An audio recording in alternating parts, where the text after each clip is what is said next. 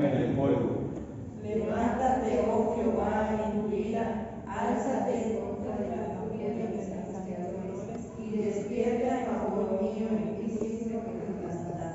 Te rodeará congregación de pueblos, y sobre ella vuélvete a sentar en alto. Jehová juzgará a los pueblos, júzgame, oh Jehová, conforme a mi justicia y conforme a mi fidelidad. Fenezca ahora la maldad de los impíos, mas establece tú al justo, porque el Dios justo prueba la mente y el corazón. Mi escudo está en Dios, que salva los rectos de corazón. Dios es juez justo, y Dios está airado contra el impío todos los días. Si no se arrepiente, él cargará su espada, armado tiene ya su arco y lo ha preparado.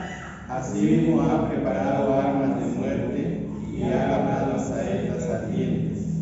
He aquí el impío concibió maldad, se quebrantó de iniquidad y dio a los que cagan. Pozo ha cavado y lo ha andado, y el hoyo que hizo caerá. Su iniquidad volverá sobre su cabeza y su agravio caerá sobre su propia coronilla. Juntos, alabaré a Jehová conforme a su justicia, y cantaré al nombre de Jehová el Altísimo. Que Dios bendiga su palabra. Pueden tomar asiento, hermanos, qué bendición. Bueno, pues vamos a entrar en este salmo.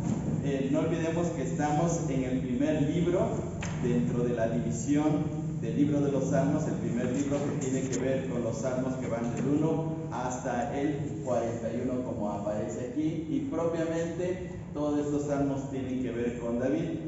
Y en esta sección casi vamos a encontrar lamentos, súplicas, oraciones de parte de David por las situaciones que él está viviendo, por los enemigos que le están afectando, por las enfermedades también que le aquejan. Entonces vamos a ver ese tipo de situaciones. El título del salmo que vamos a estudiar es Un clamor por justicia, un clamor por justicia. Si nos damos cuenta aquí en este salmo se refiere a Dios como juez, ¿sí? Incluso dice, júzgame Dios, júzgame. Y vean ustedes en el versículo 11 dice, Dios es juez justo. Entonces este es un clamor por justicia. Hay una situación que está imperando en la vida de David, hay un problema muy especial causado por un hombre. No se conoce exactamente quién era este personaje, no se nos dan evidencias, no se nos dan pruebas de quién era este hombre, pero a causa de esta persona es que David está pasando por una situación difícil. Entonces vamos a ver aquí. El salmo forma parte de los salmos que tienen que ver con la súplica personal. Son oraciones personales de parte de él por lo que está sufriendo. ¿Sí? Este salmo es una súplica personal de David por causa de un hombre de la tribu de Benjamín llamado Cus. Ahora, ¿cómo sabemos que es Cus? Porque fíjese bien, en el versículo 1, en la parte de arribita, hay unas letritas bien chiquitas que dice Sigallón de David, que cantó a Jehová acerca de las palabras de Cus, hijo de Benjamín. Cuando dice hijo de Benjamín no quiere decir que era hijo de una persona que se llamaba Benjamín, sino que era de la tribu de Benjamín, ¿sí? Y se llamaba Cus, y a causa de esa persona es que David está expresando esta súplica. No se sabe quién era Cus, sin embargo, David tuvo la oposición de gente de la tribu de Benjamín. Dentro de la tribu de Benjamín hubo personajes que estuvieron en contra de David, empezando con el rey Saúl. Saúl era el primer rey de Israel, pero era de la tribu de Benjamín, y los capítulos que van del 24 al 26 de Primera de Samuel tienen que ver con la persecución que Saúl había emprendido contra David, y que recuerdan ustedes que en una cueva Saúl se quedó dormido, y en la parte profunda de la cueva ahí estaba David con sus soldados, y que tuvo la oportunidad de acabar con la vida de Saúl, pero no lo hizo, le perdonó la vida. Pero Saúl siempre estaba, a causa de la fama que tenía David, pues lo estaba persiguiendo y le estaba haciendo la vida imposible. Y una cosa muy tremenda, porque David era su yerno. David era yerno del rey Saúl, sin embargo, le estaba causando muchos problemas. Otro hombre se llamaba Simei, y Simei es un hombre que se encuentra en el camino de David cuando va huyendo de Absalón. David sale de Jerusalén porque su hijo Absalón llega a la ciudad de Jerusalén para tomar el control de la ciudad, pero David no quiere confrontar a su hijo. Pero en el camino se encuentra Simei, y Simei también es de la tribu de Benjamín, y le grita palabras muy feas a David. Le dice que es un hombre perverso, que es un hombre sanguinario, qué bueno que lo que le está pasando con su hijo, y se burla y dice cosas feas de David. Y hay otro hombre también llamado Seba, que también pues es un hombre malo, que está actuando contra David. Vamos a ver a este hombre, por favor. Según Samuel 21. Vamos a según Samuel 21 para que veamos acerca de esta persona. Según Samuel 21. Y alguien que nos lea, o a ver a Chile, por favor. Alguien, tú que eres rápida en esgrima. 21 de según Samuel.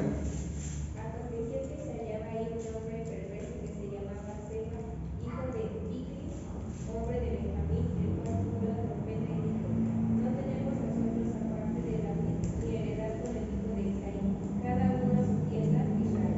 Muy bien, entonces fíjense bien que provocó una división porque no quiso, o mejor dicho, promovió que la gente se alejara de David, que no lo siguiera.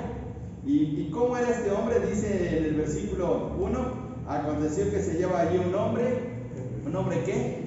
Perverso, fíjense bien, es decir, que era un hombre malo y que estaba actuando en contra del rey David. Entonces este salmo, el Salmo 7, tiene que ver con este problema personal que tiene David con Cus, que no se sabe quién era, pero que era de la tribu de Benjamín, y que ya varios personajes de esta misma tribu le estaban haciendo la vida difícil al rey. Ahora, hay una palabra rara ahí en las letritas chiquitas, que es Sigallón de David, y propiamente se traduce como lamentación de David, así es. Bien, ahora vamos a ver qué nos enseña este salmo. Vamos a ver el bosquejo de este salmo. Los primeros dos versículos de los 17, tienen que ver con por qué está pidiendo justicia. Es el clamor, es la oración, es la condición desgarradora de David de por qué está pidiendo justicia a Dios. Eso lo va a decir en los primeros dos versículos. Luego va a dar un testimonio de su inocencia. Él está actuando correctamente, él no ha hecho daño a alguien y lo va a demostrar.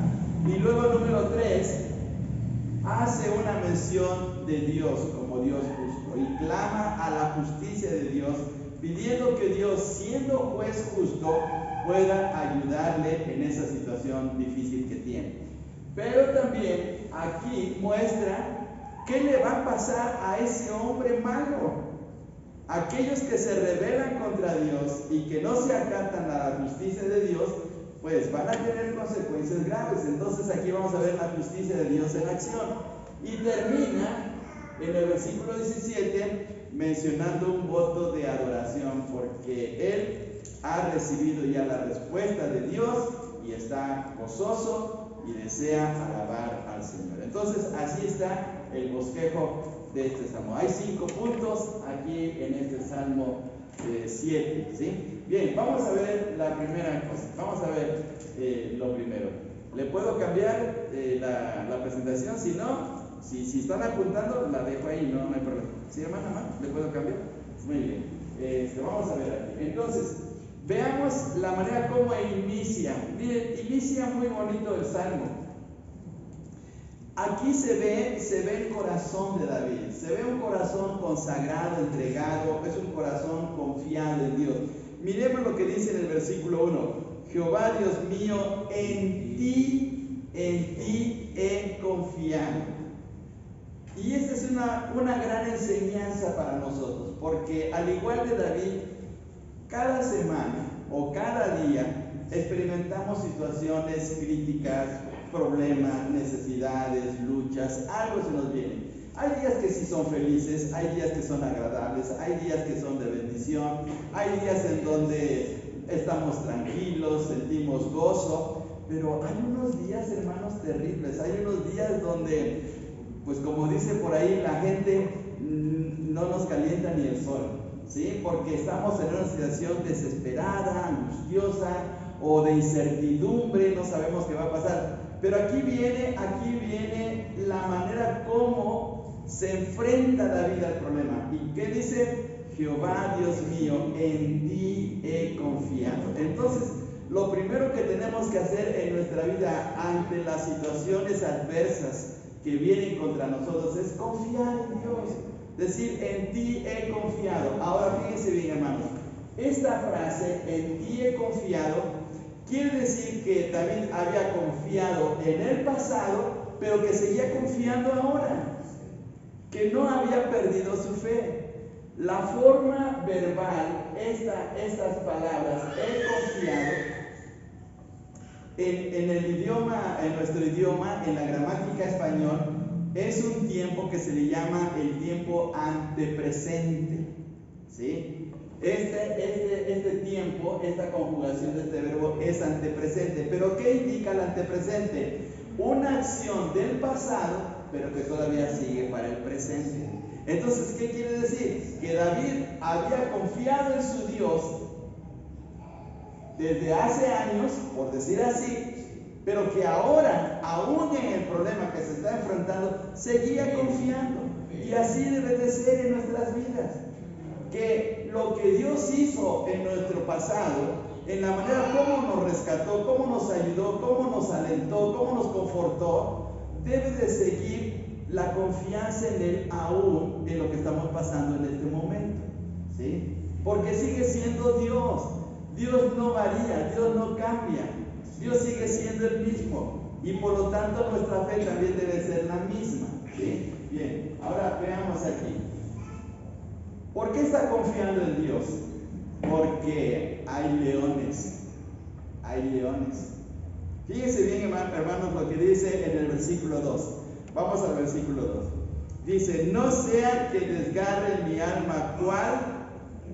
León. ¿Y cómo son los leones, hermanos? Cuando están furiosos. Son tremendos, ¿sí? Y tienen una fuerza impresionante. Miren, aquí está una fotografía de leones atacando un pobre animal, ¿sí? Y son crueles, son despiadados, ¿sí? Entonces, lo que está pensando David es que Cus, al que se está refiriendo el salmo en la parte de arriba, o los que se están aliando con Cus, quieren hacer lo mismo. Como los leones, miren, estos leones, ¿cuántos son? 1, 2, 3, 4, 5, 6. Bueno, no, esta es una hiena, aquí están los leones. Y están destrozando a este pobre animal, ¿sí? Lo están destrozando. Entonces David hace la referencia, o sea, utiliza esta forma, esta metáfora, este lenguaje figurado, diciendo, así como los leones despedazan a su víctima, esos hombres quieren hacer lo mismo conmigo. Y vean lo que dice otra vez en el versículo 2, no sea que desgarren mi alma. Con un zarpazo de león, desgarra la carne del animal a quien van a devorar. Y luego dice en el versículo, en el segundo renglón, y me destrocen sin que haya quien me libre, ¿sí? Y me destrocen. ¿Qué hacen los leones? Destrozar al pobre animal, a la pobre presa, ¿sí? Entonces, esa es la situación. ¿Qué quiere? Entonces, ¿cuáles son los problemas que tiene David ante esta persona? Bueno, la confianza está puesta en Dios porque está en una tremenda persecución. Fíjense bien, hermanos. Dice en el versículo 1, regresemos al versículo 1. Jehová Dios mío, en ti he confiado, sálvame de todos los que me persiguen. Hay gente que le está persiguiendo. Hay gente que le está siguiendo los pasos. Hay gente que lo está observando. y que quieren ver caído a David, lo quieren ver en la ruina, o quieren caer sobre de él, lo están persiguiendo, están buscando una falla. ¿Y no será que también pase lo mismo con nosotros? Pues sí, habrá quienes están buscando a ver en dónde caemos, ¿sí? Para poder burlarse, para poder hacer destrozos en nuestras vidas. Como dice el Señor Jesús, del árbol caído, pues, quieren hacer pedazos, igual quieren hacer lo mismo con los otros. Entonces, David ha puesto su confianza en Dios porque está ante la persecución. En segundo lugar, porque tiene por lo mismo, por la persecución, tiene enemigos, pero son enemigos feroces. Son feroces como los leones, ¿sí? Porque están buscando la manera de cómo destrozarlo. No son enemigos pasivos.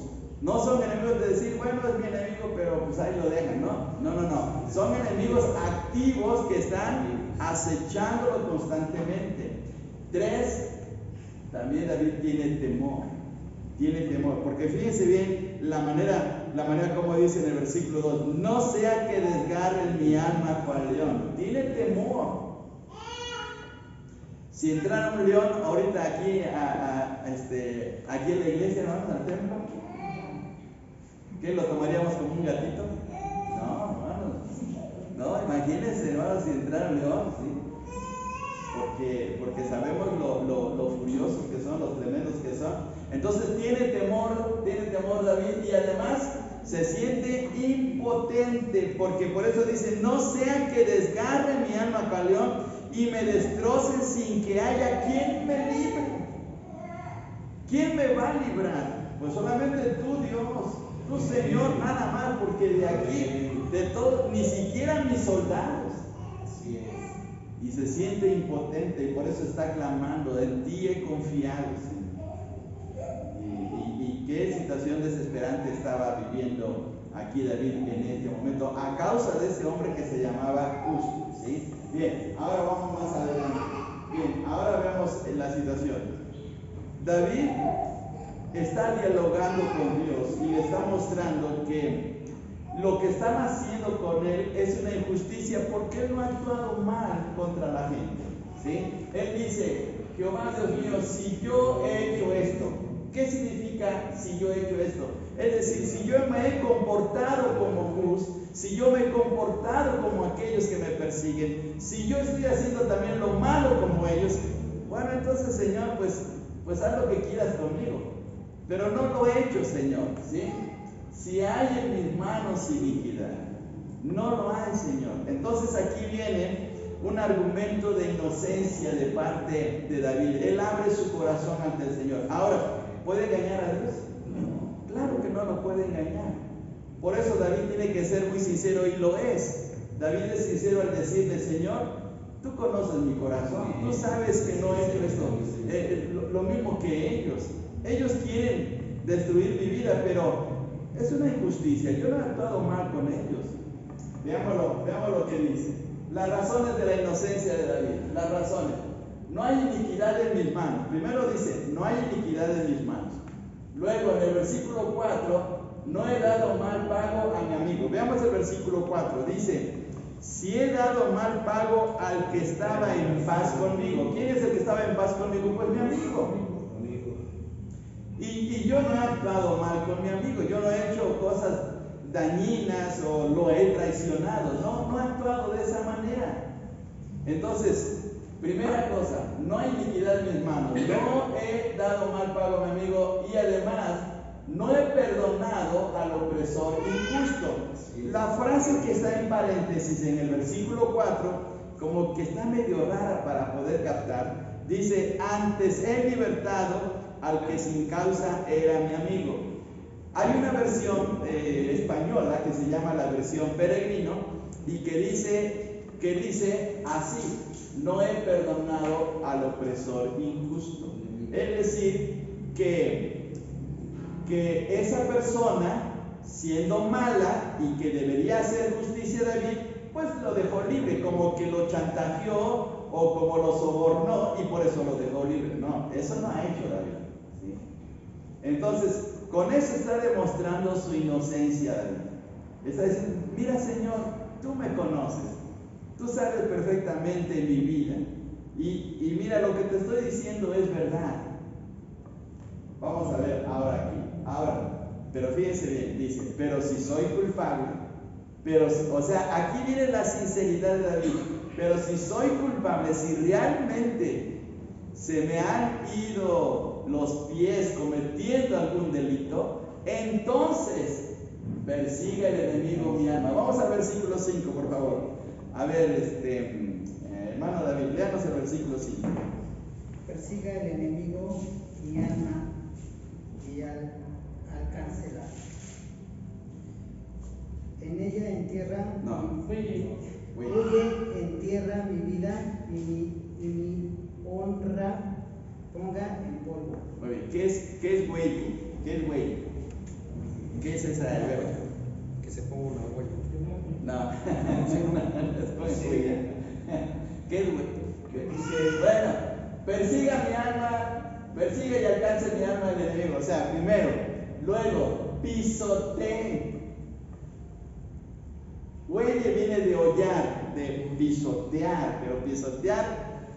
¿Han visto los albañiles que tienen una herramienta de una madera luego con un palo así para ir pisoteando el piso?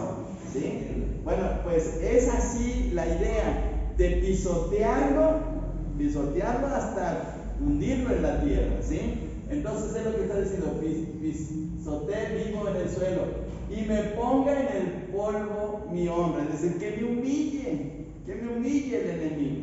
Si realmente he sido culpable, si le he fallado a Dios, si he hecho cosas malas, igual que esos hombres que son malos, entonces Dios, déjalo que hagan lo que quieran conmigo. En la Nueva Versión dice, entonces que mi enemigo me persiga y me alcance, que me haga morder el polvo y arrastre mi honra por los suelos.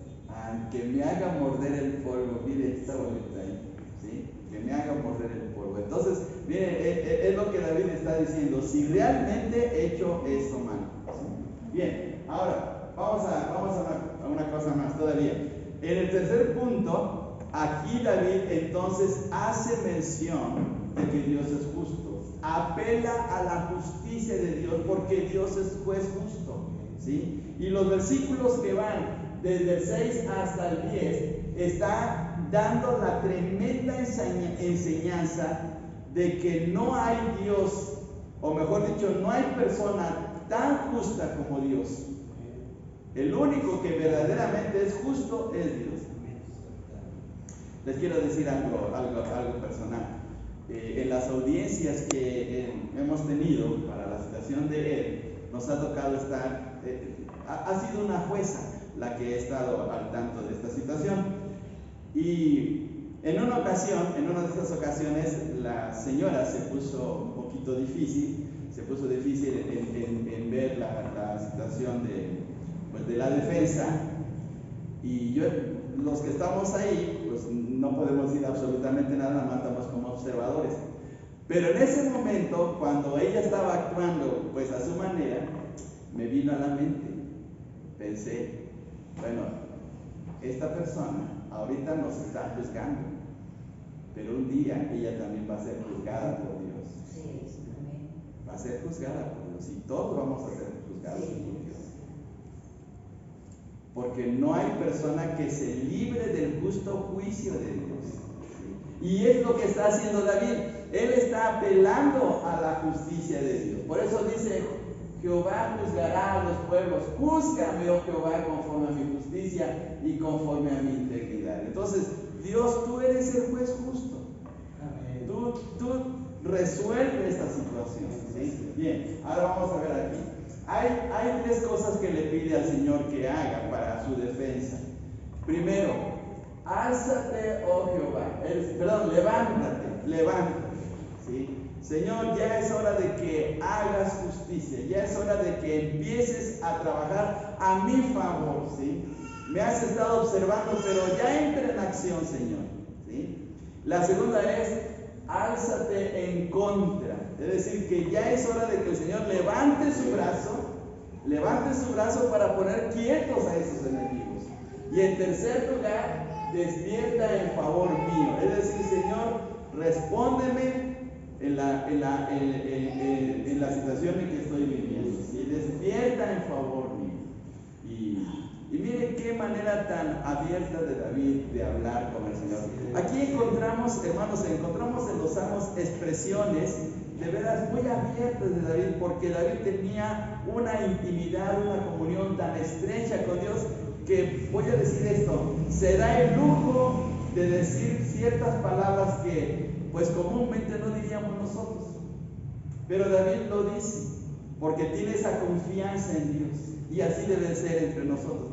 Debemos de tenerle confianza a nuestro Dios, porque Dios es nuestro Padre y comprende perfectamente nuestras vidas, ¿sí? Bien, vamos a ver aquí esta situación. Dios llamará, fíjense bien, Dios como juez, Dios llamará a los pueblos para juzgarlos, de lo que dice en el versículo 7. David hace notar que Dios tarde o temprano, no solamente esos hombres malos, sino todos los pueblos van a ser juzgados por él. En segundo lugar, Dios juzgará desde su trono. El Señor va a tomar su lugar en su trono, va a llamar a cada nación, a cada pueblo, y los va a juzgar. En tercer lugar, Dios juzgará y restablecerá al justo. Aquella persona que es justa y que fue maltratada, Dios lo va a restaurar, le va a dar su lugar, lo va a premiar. 4. Dios juzgará porque conoce la mente y el corazón. Veamos el versículo 9, por favor. A ver, el versículo 9. ¿Quién nos lee? ¿Quién nos lee el versículo 9? En esta hora la maldad de los inicuos. No. ¿Sí? Sí, se necesita. Sí. Sí, perdón. Sí. Sí, el 9, por favor.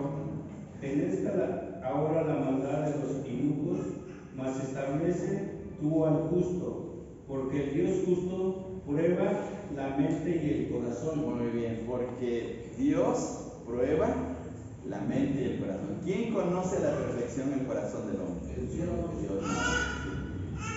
Por eso es que la justicia de los hombres es una injusticia pues muy deformada, muy adulterada, mal. ¿Por qué? Porque pues las leyes que se establecen y lo que hace el juez humano pues es bajo la observación, bajo su propia percepción, pero no conoce el corazón. Pero Dios sí, Dios ve las intenciones, Dios sabe perfectamente lo que hay en nuestro corazón, y por eso Él va a juzgar correctamente. Y lo último, Dios juzga con justicia perfecta. En el versículo 11, a ver todos juntos, el versículo 11 dice: Dios es juez justo y Dios está airado contra el impío todos los días. Dios es Dios justo, ¿sí? A Él, al Señor no se le va nada, ¿sí? A los jueces humanos los podemos sobornar, los podemos engañar, no sé, podemos hacer cosas, pero a Dios jamás, porque Dios es juez justo. Ahora fíjense bien una cosa muy tremenda. David está hablando en su tiempo, y eso es hace miles de años, que Dios va a juzgar. Pero esta enseñanza ya se está acercando cada vez más, porque dice Hebreos 9:27, y de la manera que está establecido para los hombres que mueran una sola vez, y después de esto el juicio. La humanidad se está acercando cada vez más y más al justo juicio de Dios. Cada año que pasa, nos estamos acercando más a ese momento especial, ¿sí? La humanidad está haciendo de las suyas, y hoy vemos que la gente sube y corre por aquí y por allá, divirtiéndose, y dice el Señor Jesús, como en los tiempos de Noé, pero tarde o temprano vendrá el justo juicio de Dios. ¿Y quién va a juzgar? ¿Quién va a juzgar? Pues dice Juan 5:22, porque el Padre a nadie juzga, sino que todo el juicio dio al Hijo. Porque allá en el juicio, el Señor les va a decir: mira, lo que hice por ti. ¿Qué les va a enseñar? Les va a enseñar la seriedad. Yo quise salvarte, yo morí por ti, yo fui a la cruz por ti y me menospreciaste, me rechazaste, me hiciste a un lado. Ahora las cosas cambian. Ahora soy tu juez. En la cruz fui tu salvador, ahora soy tu juez. Y mire qué tremendo. Y entonces la situación se va a poner difícil, porque va a pasar como en el caso de Belsasar, cuando vio la mano escribiendo en la pared de su palacio y esas palabras raras que él no entendió ni sus sabios entendieron, esas palabras que decían, ¿qué decían? Mene, mene, tekel uparsin. Y una de esas palabras, tekel, significaba pesado has sido en balanza y fuiste hallado falso. Entonces el Señor le va a llamar a cada uno de, mira, morí por ti, pero has sido hallado falso porque no me aceptaste, me rechazaste. Miren qué tremendo va a ser eso. Y entonces, como dice el Señor Jesús, ahí va a ser el lloro y crujir de dientes, porque el hombre entonces va a comprender lo que se perdió, lo que rechazó, la oportunidad de venir al encuentro de su Dios, y no lo hizo, ¿sí? Entonces va a ser una cosa muy tremenda. Ahora veamos aquí, hay una exhortación en el Salmo al arrepentimiento, la justicia de Dios en acción. Primeramente, dice el versículo 12, si no se arrepiente. Dios no llega al juicio sin primeramente advertirnos. Primero Dios nos está llamando y llamando para venir a su encuentro. Y la paciencia de Dios de verdad es algo increíble. Por favor, vayamos hasta 2 de Pedro capítulo 3. Vayamos a este pasaje, por favor. 2 de Pedro capítulo 3. Vamos a leer el versículo 9. 2 de Pedro capítulo 3, versículo 9. Lo leemos todos juntos. Segunda de Pedro 3:9 dice de la siguiente manera: el Señor no retarda su promesa, según algunos la tienen por tardanza, sino que es paciente para con nosotros, no queriendo que ninguno perezca, sino que todos procedan al arrepentimiento. Entonces, ¿cómo es Dios? Según aquí el texto, es paciente. ¿Por qué se ha tardado el Señor 2000 años desde la muerte del Señor a este momento? ¿Por qué se ha tardado esos 2000 años? Porque es paciente, porque Él no quiere que nadie perezca. Pero va a llegar el momento entonces que el hombre tendrá que confrontarse con Dios. Así es. Y entonces ahí va a ser la situación crítica. Bien, dice, fijémonos, hay tres cosas que se mencionan en esta advertencia que Dios está haciendo al hombre. Primero, el no arrepentido puede esperar tres consecuencias. Tiene que confrontar a Dios personalmente. Versículo 13, 7:13 del Salmo. Dice, así mismo ha preparado armas de muerte y ha labrado saetas ardientes. Es decir, se va a confrontar directamente con Dios. Qué terrible es eso. Número 2, su mal engendra más maldad. Vamos al versículo 14. Dice, he aquí el impío concibió maldad, se preñó de iniquidad y dio a luz engaño. 3, el pecado trae su propio castigo. Versículos 15 y 16 dice, pozo ha cavado y lo ha ahondado, y en el hoyo que hizo caerá. Su iniquidad volverá sobre su cabeza y su agravio caerá sobre su propia coronilla. Él mismo se va a hacer daño. Como decimos también nosotros en nuestro lenguaje, él mismo se está echando la soga al cuello. El mismo hombre que no se arrepiente ante el Señor, ¿sí?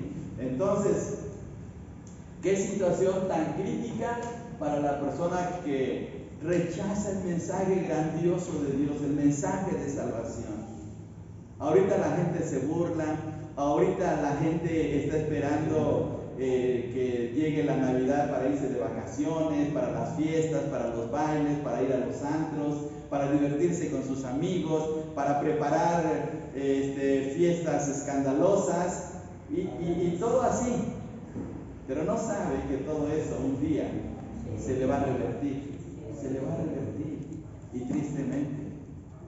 Porque Dios le va a decir, mira, ahí en la esquina de tu casa estaba una iglesia. Ahí en la esquina, en la calle 33 y Primera Avenida, estaba una iglesia, no fuiste. Y estaba cerca. Y miren qué tremendo va a ser esto. Bien, vamos aquí todavía más. Dos graves advertencias que nos menciona el Señor a través de su palabra. Dos graves advertencias. Primero, no se engañen, Dios no puede ser burlado. ¿Quién puede burlar a Dios? Nadie. Hay personas que se han fugado de las cárceles,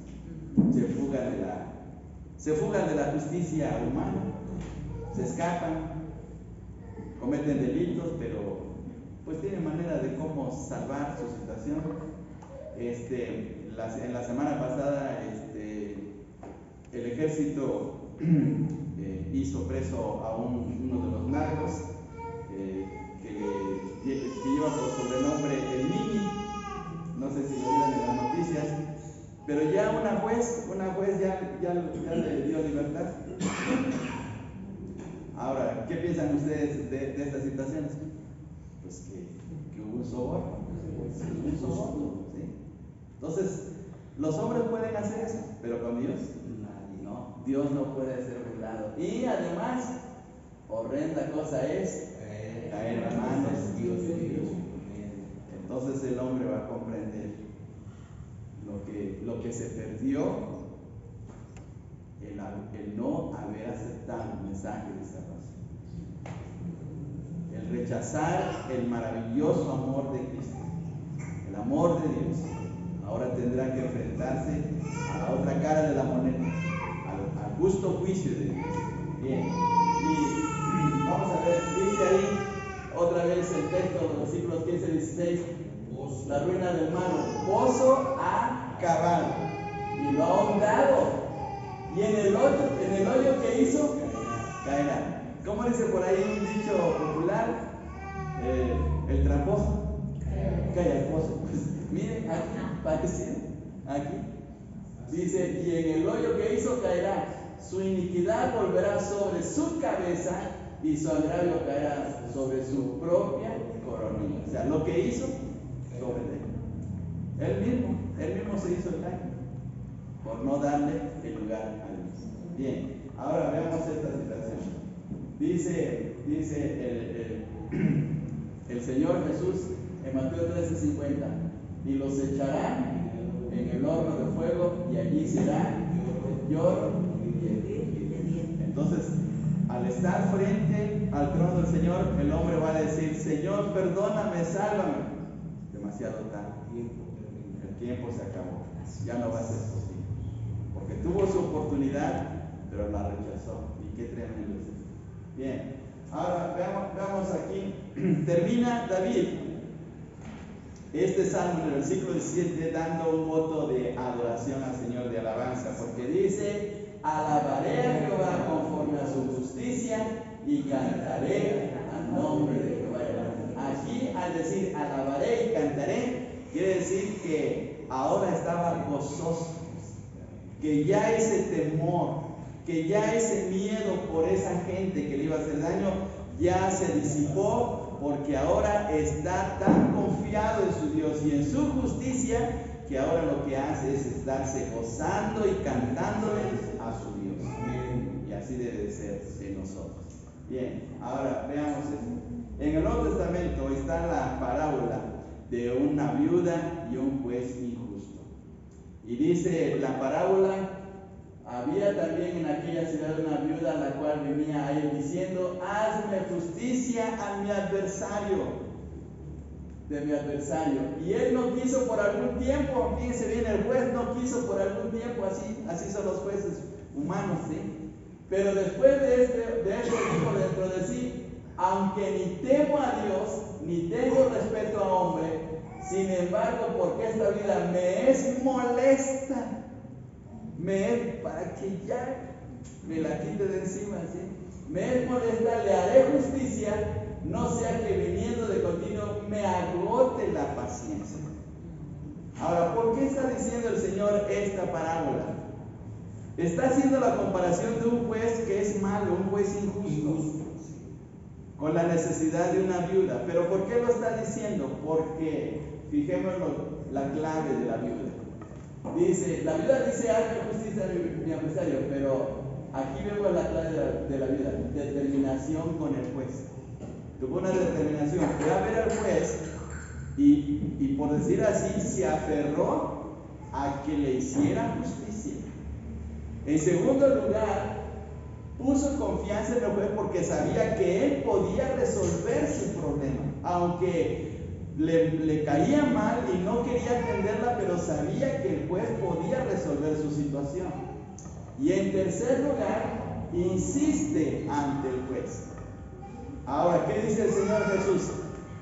Dice así: sin embargo, porque esta viuda me molesta, le haré justicia. Ahora, si eso ocurre en un juez injusto, ¿qué no va a hacer nuestro Dios? Que es justo. Porque si un hombre que es malo es capaz de, vamos a poner así, compadecerse de la viuda para hacerle justicia, ¿cuánto más nuestro Dios? Entonces nuestro Dios actúa de una manera mucho más grandiosa, con compasión, con amor, con misericordia, para ayudarnos a salir vencedores de nuestros enemigos que quieren afectar nuestra vida. Y miren qué tremendo, sí, gracias a Dios. Bien, ¿qué aprendemos de la lección de hoy? ¿Qué aprendemos de este salmo, hermanos? ¿Qué aprendemos de este salmo? ¿Alguien quisiera comenzar? Que ahí nos está mostrando la vida